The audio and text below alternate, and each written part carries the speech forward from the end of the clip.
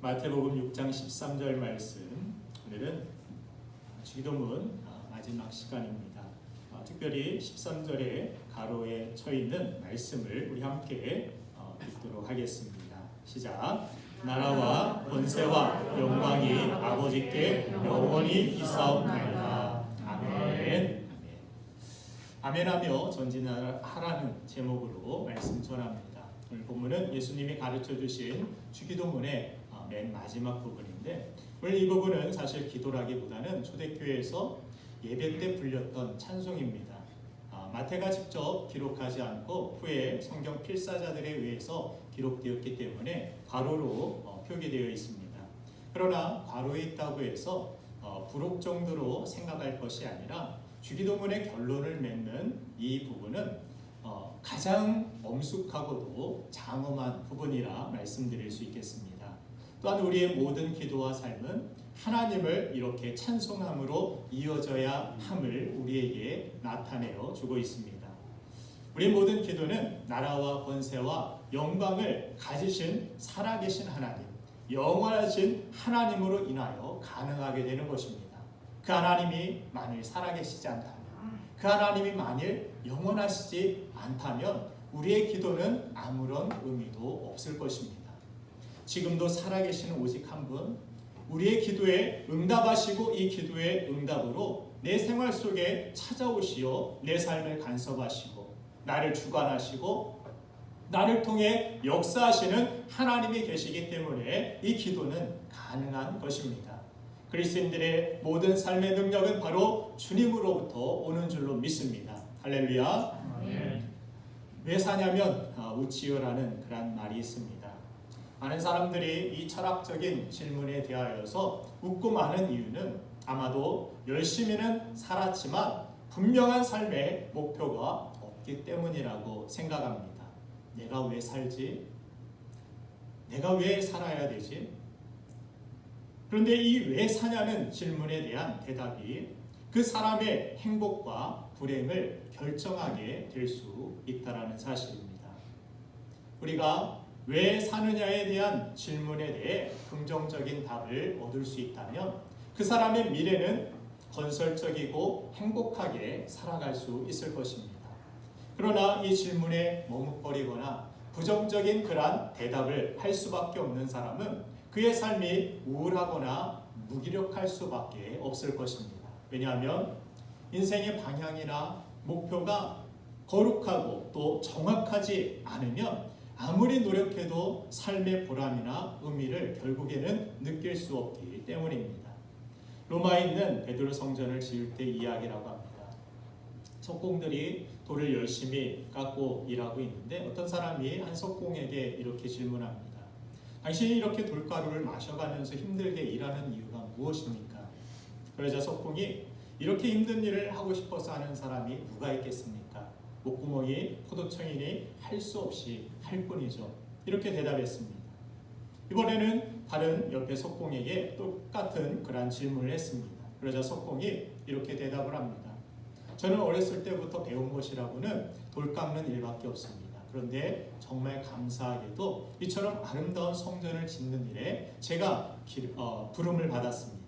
그리고 저는 제 손으로 이 성전이 완공되는 그 날을 그려보면서 이 일을 통해서 기쁨과 행복을 얻고 있습니다. 이처럼 똑같은 일을 해도 목적이 분명한 사람은 행복할 수밖에 없다는 것을 우리에게 나타내 줍니다. 우리가 살면서 숭고한 목적이 없이 열심히만 살아가게 된다면 언젠가 내 청춘과 가정을 다 희생하며 여기까지 달려왔는데 내게 주어진 것이 고작 이것뿐인가 하며 우리는 후회만 남게 될 것입니다. 오늘 본문의 주기도문은 그런 의미에서 마침표의 의미와 같이 우리의 인생의 마지막이 더 영광스럽고 성공적인 그런 삶으로 나아가기 위한 중요한 말씀이라 이야기할 수 있습니다. 오늘 본문의 내용은 나라와 권세와 영광이 다 아버지의 것입니다라는 그런 고백입니다. 다른 말로 이 세상의 중심을 하나님 중심으로 살아가야 한다는 것을 뜻합니다. 그런데 어떤 분은 하나님의 영광을 위해서 우리가 살아가야 한다는 것이 하나님 중심으로 살아가야 한다는 말에 대하여서 오해하시는 그러한 분들도 계십니다. 실제로 저 자신도 어릴 적에 내 인생은 그저 하나님을 위해 존재하는 하나님의 액세서리에 불과한가 하는 그러한 불편한 생각을 했던 적이 있습니다. 내 인생은 무엇인가? 나도 내가 원하는 바가 있고 내가 살고자 하는 방향이 있고, 그런데 왜 나는 하나님 영광을 위해 살아가야 한다라고 그렇게 이야기하는 것인가? 그러나 그것은 오해라는 사실입니다. 예수님께서 이미 주기도문의 시작에서 하나님은 우리의 아버지라는 사실을 깨닫게 해주셨습니다. 다시 말해서 내가 울 때 나의 아버지 하나님께서도 같이 울고 계시고, 내가 웃을 때에도 하나님은 같이 웃으시고, 가족 공동체, 운명 공동체가 그렇게 되었다라는 것을 말씀하여 주셨습니다. 이제는 하나님 따로 나 따로가 아니라 나는 예수 그리스도를 통하여 하나님 안에, 아버지 안에 있는 하나님의 자녀, 하나님의 본속 가족이 되었다라는 것을 성경은 우리에게 명확하게 이야기해주고 있는 것입니다. 그래서 하나님이 행복하시면 내가 행복하고 하나님의 꿈이 내 꿈이 되는 것, 그것이 바로 신앙생활인 것입니다. 신앙생활을 이 땅에서 아버지 따로 나 따로 이것이 아니라 내가 아버지의 꿈을 품고 나를 구원하신, 나를 축복해 주신, 나에게 영원한 생명을 주신 그 아버지의 은혜 안에서 그 아버지의 기쁨이 되길 원하고, 그 아버지의 꿈이 나의 꿈이 되어 이 땅을 살아가는 그러한 삶이 바로 신앙생활이라 이야기할 수 있겠습니다. 여러분들 신앙생활 하고 계십니까?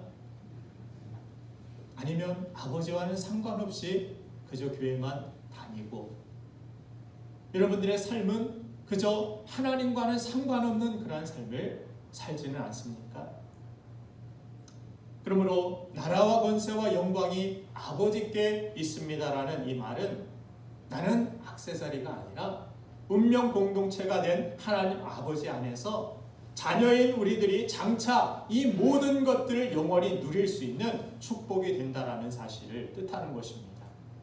아버지께만 모든 것이 영광이 있습니다가 아니라 그것은 아버지 안에 있는 우리 자녀들, 나를 포함하여 우리 모두에게 주시고자 하시는 하나님의 영광이고 하나님의 축복이라는 것을 성경은 우리에게 말씀하여 주십니다.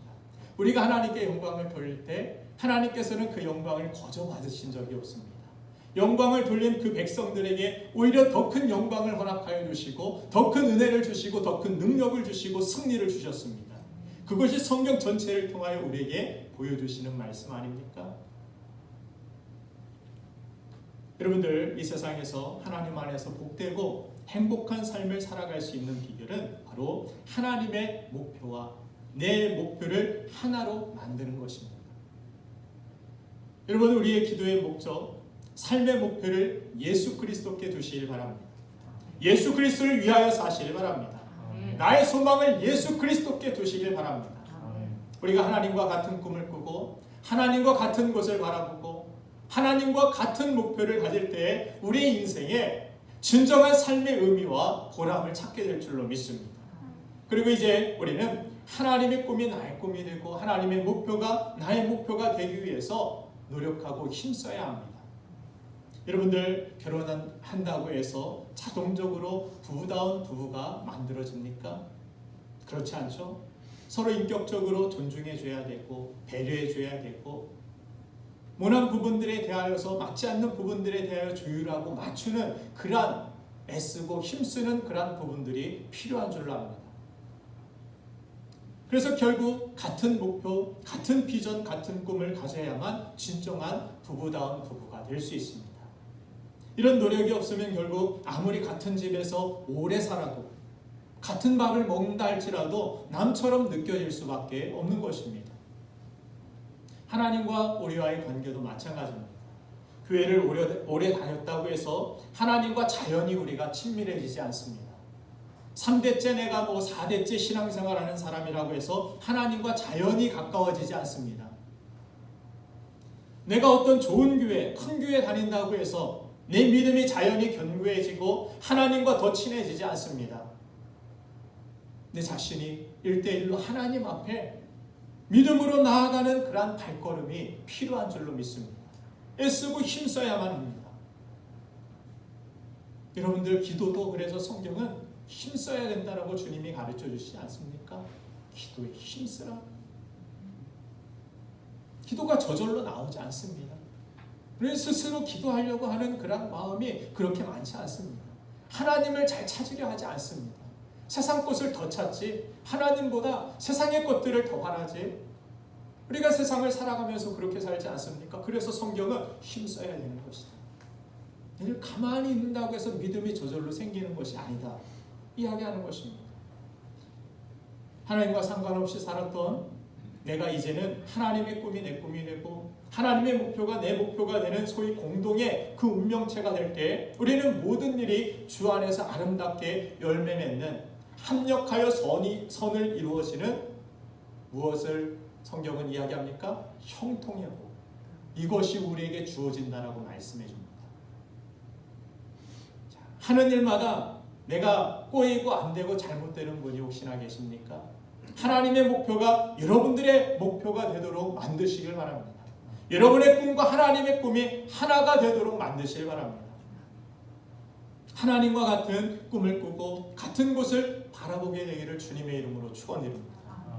그러할 때 여러분들의 인생을 가로막는 모든 것들이 여러분들 앞에서 힘없이 무너져 내릴 줄로 믿습니다. 내가 예수 그리스도를 믿고 하나님의 꿈과 내 꿈이 같아질 때 우리에게는 하나님께서 이미 승리를 확정해 주셨습니다. 나에게는 승리가 확정되어 있습니다. 근데 내가 하나님의 뜻과 하나님의 꿈과 상관없이 살아가기 때문에 하나님의 나라 안에서 하나님이 통치해 주셔야 되는데 그 나라 밖을 벗어나서 하나님의 다스림과 인도하심을 떠나서 살아가기 때문에 우리의 삶에 형통이 주어지지 않는다라는 것을 성경은 이야기합니다. 그렇기 때문에 우리가 복을 받고 우리가 형통할 수 있는 그 성경의 놀라운 비결은 바로 하나님의 꿈과 나의 꿈, 하나님의 방향과 나의 방향이 하나로 만드는 것. 이것이 바로 우리의 삶의 형통이고 우리의 삶이 복된 삶으로 나아가는 길인 것입니다. 내가 예수 그리스도를 믿고 하나님의 꿈과 내 꿈이 같아질 때 이미 승리가 확정되었다라고 말씀드렸습니다. 내가 아버지의 꿈을 이루며 사는데 내가 하나님의 뜻을 이루며 살아가는데 내가 어떻게 실패할 수 있겠습니까? 하나님이 내 길을 인도하여 주시는데 누가 나를 가로막을 수 있겠습니까? 여러분의 꿈과 하나님의 꿈이 같아질 때 여러분의 앞길에 시온의 대로가 열리게 될 줄로 믿습니다. 그런데 오늘 본문에서 한 가지 더 중요한 사실은 나라와 권세와 영광이 아버지께 영원히 있다는 사실입니다. 절대로 변하지 않는 것을 우리는 영원이라고 부릅니다. 세상의 모든 것은 과거가 다르고 오늘이 다르고 내일이 다릅니다. 그러나 오늘 오직 우리 하나님 한 분만이 영원히 변치 않는 분이라는 사실을 성경은 우리에게 강조하여 말씀합니다. 변하지 않는 그 말씀에 대하여 꼭 지키시는 분, 이루시는 분. 살면서 느끼는 거지만 사람의 일관성을 가지고 사는 게 얼마나 중요한지를 느낍니다. 그래서 사람은 일관되지가 않습니다. 여러분들 그런 상처들이 다 하나쯤 있지 않습니까? 네가 나한테 어떻게 그럴 수가 있냐. 그렇죠? 나는 너를 믿었는데, 너를 신뢰했는데 네가 나한테 어떻게 이럴 수 있느냐. 또 나도 누군가에게 처음 마음은 안 그랬는데 어쩌다 이런 관계가 되어버렸을까? 이렇게 일관성이 없는 모습이 우리 삶을 불행하게 만드는 것을 봅니다. 일관성이 없는 대부분의 이유는 내 이익을 따르기 때문입니다. 어떻게 하면 내게 더 이익이 될까? 우리 교회는 그런 사람들이 없지만 어떤 교회로 옮기면 내 비즈니스에 더 도움이 될까? 내가 더 인정을 받을까? 내가 더 큰 도움을 얻을 수 있을까? 그러니까 흔들리는 그러한 일들이 많이 있다는 것입니다. 그래서 요즘 현대인들에게 배신은 더 이상 도덕적인 어떤 비난의 대상이 되지 않습니다. 오히려 현명한 처세술이라고까지 불리게 됩니다. 나라 사이에도 국익을 따라서 영원한 아군도 영원한 적군도 없다라는 이 세상을 우리가 살다 보니까 내가 믿는 하나님마저도 언제든지 나를 상황 따라 버리시고 나를 모른 채 하시는 그러한 하나님께 대한 그러한 불안감이 우리 속에 있을 수도 있다라는 생각을 합니다. 그런데 오늘 주기도문에서 예수님은 뭐라고 우리에게 말씀하십니까? 나라와 권세와 영광이 영원하다, 변하지 않는 것이다. 믿습니까? 하나님의 약속은 영원함을 믿습니까? 하나님의 사랑은 영원하심을 믿습니까? 여러분, 세상에서 여러분이 버림받고 혹시나 누구에게 배신당했을지도 모릅니다. 그러나 하나님의 사랑은 영원히 여러분들과 함께 하시는 줄 믿으시기 바랍니다. 그리고 우리를 위해 예수님은 영원한 천국 거처를 예비해 두시고 상 주시기를 기다리고 계심을 믿으시기 바랍니다. 그분은 결코 여러분을 떠나지 않고 영원히 너희와 내가 함께 하겠다라고 약속해 주셨습니다. 지금도 나와 함께 하십니다. 믿습니까? 내가 혹여나 부족하고 내가 혹여나 연약하고 내가 혹여나 세상 가운데 넘어져 있다 할지라도 주님은 여러분들을 결코 떠난 적이 없으십니다. 여러분들을 위하여 중보하고 계시고 여러분들을 다시 일으켜 세워주시길 원하시고 오늘 이 말씀을 통하여서 여러분들에게 새로운 삶의 형통의 길을 우리에게 보여주시고 제시하여 주시는 줄로 믿습니다. 그 손을 붙드시고 영원하신 주님을 붙드시고 사시는 저와 여러분들 되기를 간절히 소망합니다. 여러분들, 그래서 주님께서 영원히 나와 함께 하시고 영원히 함께 하시는 그 주님께서 나의 길을 형통케 하신다라는 이 믿음을 가지고 우리는 전진해 나아가야 할 것입니다. 아멘이십니까? 아멘. 여러분의 이 아멘의 고백처럼 주기도문의 오늘 끝은 아멘으로 끝나고 있습니다. 아멘의 뜻은 그렇게 될 것을 믿습니다. 또는 그렇게 될 것을 믿고 내가 살겠습니다라는 그러한 고백입니다. 그런데 많은 사람들이 이 아멘의 의미를 오해하는 그러한 일들이 있습니다. 교회를 오래 다녔는데 나는 믿음이 잘 생기지 않는 것 같습니다. 이런 말씀을 하십니다. 나는 하나님의 말씀이 잘 믿어지지 않습니다. 그렇게 살다가 오히려 손해보는 것 아닐까요? 세상 사람들처럼 그렇게 잔머리를 굴려가면서 살아도 부족한 이 세상 속에서 어떻게 하나님 말씀 그 이전에 2000년 전에 이렇게 우리에게 허락된 이 말씀 가지고 이 세상을 어떻게 살아갈 수 있겠습니까? 정말 말씀대로 살면 복을 받습니까? 의심을 하며 살아갈 때가 있다는 것입니다. 믿음은 선물이라는데 나에게는 믿음을 하나님께서 선물로 주시지 않는 것 같습니다. 그래서 나는 믿음이 잘 생기지가 않습니다. 못 믿겠습니다. 그렇게 이야기하며 전적으로 하나님께 나의 믿음 없는 것이 책임이 있다라는 것을 그렇게 생각할 때가 있다라는 것입니다. 그런데 정말 그렇습니까? 현재 여기 결혼하신 분들 배우자를 믿습니까? 우리 혜영 형제 오랜만에 왔는데 참 반가워요. 배우자를 믿습니까? 아멘. 예, 그래요. 아멘이라고 크게 대답했습니다. 예. 그렇죠? 믿어요. 그런데 믿는 이유가 정확한 데이터나 지금 CCTV 달아놓고 이제 확인을 하니까 믿는 거예요? 아니면 마음으로 믿는 거예요? 뭔가 확인했어요? 자꾸 핸드폰 보는 것 같아요? 아니죠? 정확한 어떤 데이터나 영상이나 증거나 이것을 근거로 해서 믿는 것이 아닙니다. 믿기로 작정했기 때문에 믿는 것입니다. 결혼 서약뿐만이 아니라 서로의 사랑을 확신하고 믿기로 작정한 것 아닙니까? 그래서 믿는 것이죠. 무슨 근거가 있어서 뭔가가 막 영상이 있어서 그래서 믿는 거야 나는. 이래서 믿는 것이 아니라는 거예요. 그런데 여기에 의심하기 시작하게 되면 어떻게 됩니까? 다 의심거리가 됩니다. 모든 것들이 다 의심거리가 됩니다. 의심이 커지면 걷잡을 수가 없게 되고 어떤 사실을 얘기해도 믿지 않습니다. 못 믿게 됩니다.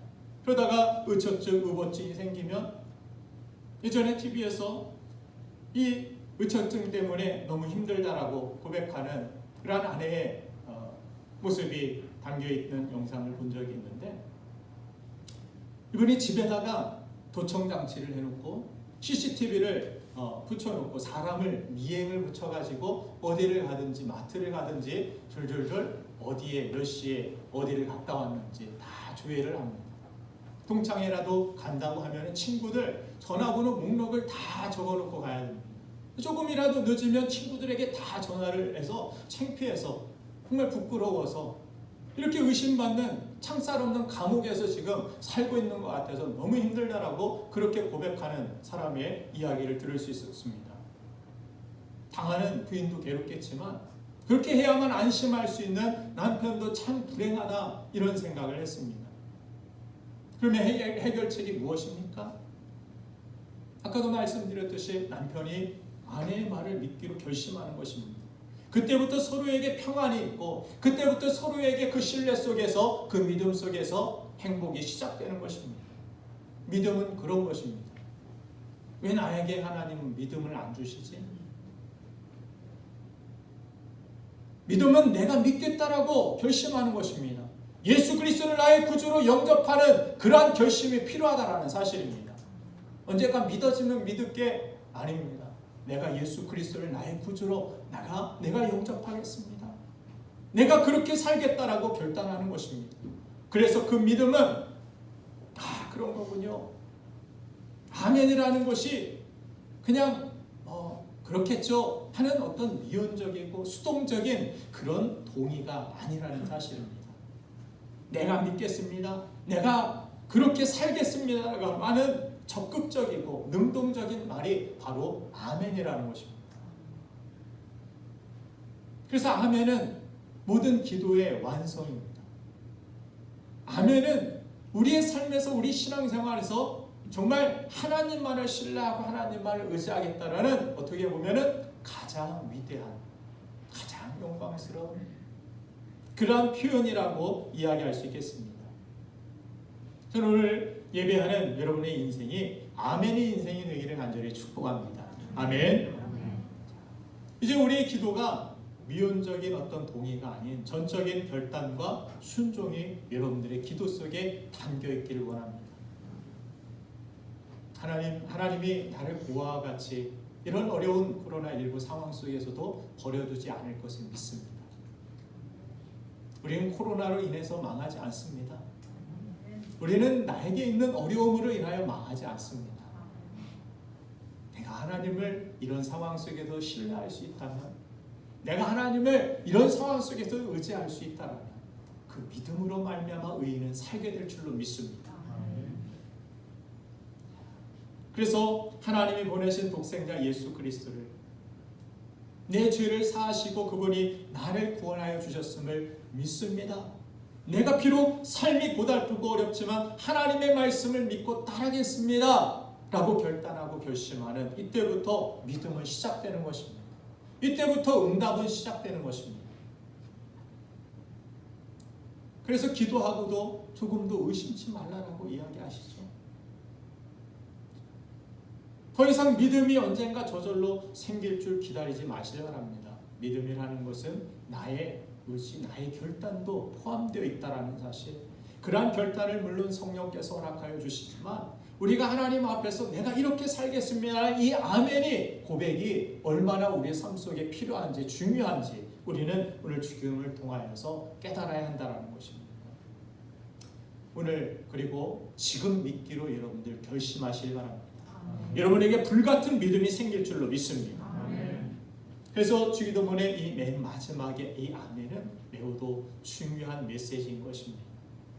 아멘의 인생이 될 때 말씀에 대한 그러한 확신뿐만이 아니라 여러분들 가정에서 남편과 아내와의 그러한 관계도 회복되고 자녀를 믿어주게 되고 자녀를 위해서 더욱더 믿음으로 기도하게 될 줄 믿습니다.